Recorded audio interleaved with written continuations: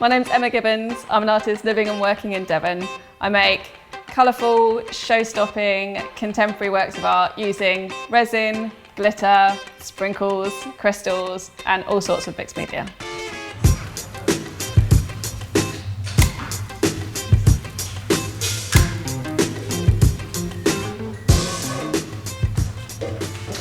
I'm obsessed with resin. I love it. It's a fascinating medium to work with. I love the fact that you can mould it, sculpt it, create kind of completely new beings out of it. I love the fact it's quite sort of chemical based and ratio based, and you have to be quite specific. Like, it doesn't hold any prisoners. But it's a really interesting medium for me, and it kind of inspires me to think of new ways to use it. And that's kind of an endless realm of possibilities.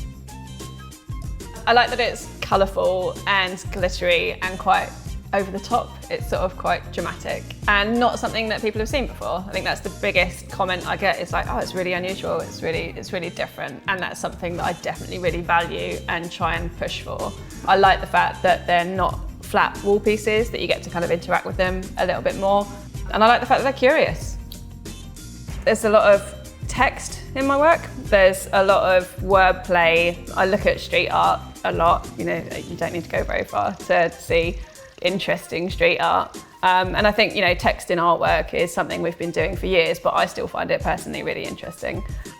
So consumerism is a really big part of my work, and certainly like themes of addiction as well. It's a difficult one because the pieces themselves are very accessible, they're very colourful, they're bright, they're inviting, but actually it does allow you to explore this deeper level that is to do with society and consumption and addiction and excess, but whilst keeping it kind of pretty and accessible. I've got no lessons to teach anybody, but I mean, certainly the society that we live in is so much driven by consumers, by you know, that kind of mentality of more all the time.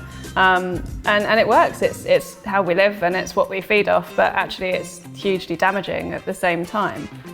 So there is definitely an underlying commentary of that, but I haven't got any answers.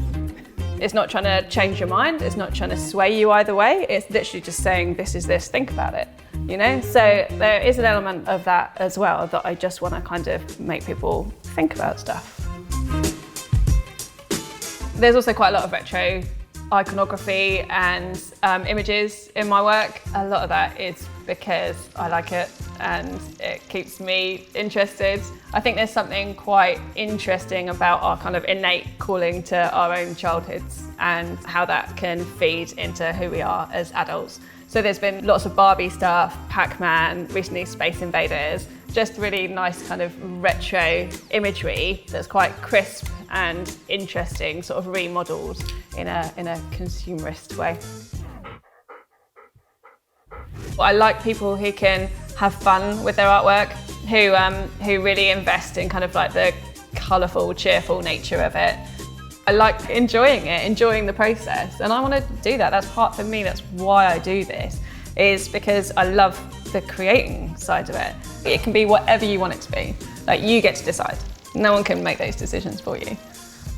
The people that I have sort of fun with on Instagram, it's people doing cool stuff, people doing stuff out there on the street, just people being creative, wanting to be seen, wanting to be heard, wanting to just like enjoy life, to live and to create. Like, being able to do this professionally for a job is this incredible thing, and I'm not gonna ruin it by being all serious.